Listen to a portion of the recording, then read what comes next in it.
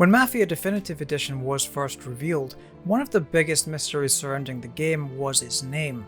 If this was to be a from the ground up remake, why not call it that? Adding Definitive Edition to a game's title usually implies some kind of port or collection of game and DLC, so putting it on something of this magnitude made little sense.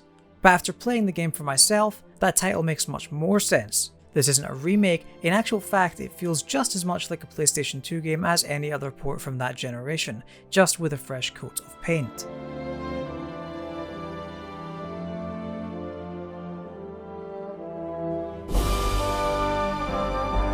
I'm sure the changes extend beyond the look of the game, alterations to the gameplay and such, and while I can't personally speak to those things as I've never touched the original release, I wouldn't be surprised if the core experience remains largely unchanged. One of the many factors at fault here is the less than desirable gameplay.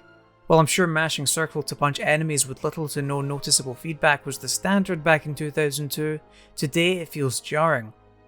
Even the simple act of running through a tight alleyway feels like a wrestling match between me and the controls. Will my character turn and escape his pursuers, or will he succumb to forces beyond my control and get stuck in a corner? There's no surefire way to know. Maybe the best move would be for me to stop and fight my way out, but therein lies another problem. The weapons often synonymous with the Mafia genre, like the imposing Tommy gun for instance, are of course present, and Hangar 13 has taken the time to ensure they sound and feel like the killing machines they are. Weapon sounds are punchy and ever satisfying, ensuring combat encounters remain plenty enjoyable as you become more accustomed to the noticeably poor aged controls. Aiming feels like more of a struggle than it should be, and besides the difficulty, combat is fairly bare bones. Enemies run at you in waves, you mow them down, and so on and so forth. Admittedly, the action throughout the story is often shaken up by bombastic set pieces.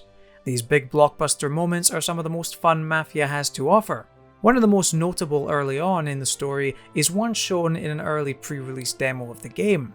Tommy and co are being chased down by the police as they struggle to flee in an old cargo truck. Moments like these are plentiful and often lead you to forget about the imprecise controls as you gleefully cut down pursuers with infinite ammo. Another big set piece on offer is the racing mission, which is quite a departure from the usual wise guy tropes. Here, as you speed through chicanes and rush past the opposition, the game's driving mechanics are on full display. When put in the same frame of reference as the gunplay, driving in Mafia is surprisingly good for an 18-year-old game. Vehicles often feel heavy and sluggish as you might expect for the early days of automotive transport, but the faster vehicles are surprisingly light, not to mention stylish. Every vehicle driven places you further into the world.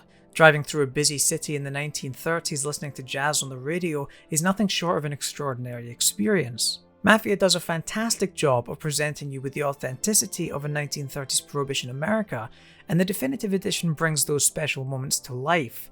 Sometimes. The new and improved graphics do have their moments. Characters are especially detailed and look phenomenal in good lighting, which is often the condition for the brand new motion captured cutscenes. But in motion, things go south quickly. The most noticeable issue is texture popping. Driving down a long street, it's not uncommon to see cars and trucks suddenly appear in the distance. It's the same story once you get out of town, with tall grass appearing suddenly right in front of you. Not to mention the numerous bugs you're likely to run into. Though while none are so bad as to break your game, there was at least one instance of having to restart to avoid a black screen playing over a cutscene. All that said, when it works as intended, cutscenes look great. I couldn't imagine becoming as invested in the game's characters as I did had they not been realised with such fidelity. On the surface, characters are cliché, but the story moves fast through missions set at different points in time, ensuring only the important parts are shown. Over the course of the 20 or so missions, I grew to understand characters like Tommy and his motivations. Even Polly, who initially seemed like more of an irritant than anything else, has a surprising level of depth and quickly became easily likeable.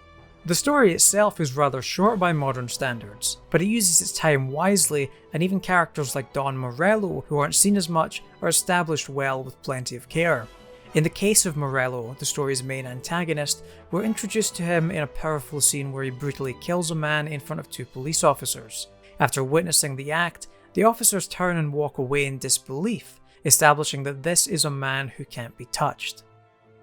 Scenes like this serve to further my investment in the story, especially given the general lack of filler on display.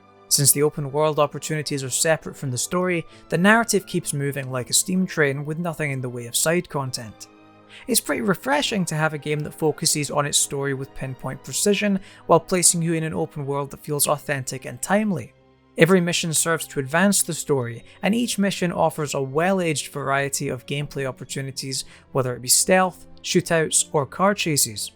Make no mistake, however, as well as its missions and story have held up, this is very much a PlayStation 2 game masquerading as a new PlayStation 4 release. If you're okay with that, Mafia Definitive Edition offers one of the definitive stories in its genre. Superb characters and a well-written story are supported by excellent pacing and narrative structure in an inviting mid-prohibition world that screams with cliches. Poorly aged gameplay hurts more than it helps, but in the heat of some blockbuster set pieces, those woes are easily deflated. And as an overall package, Mafia holds up as one of the best in its series.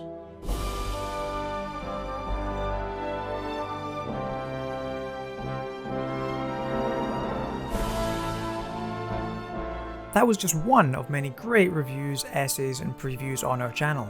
If you like what you just saw, why not consider subscribing and dropping a like on this video.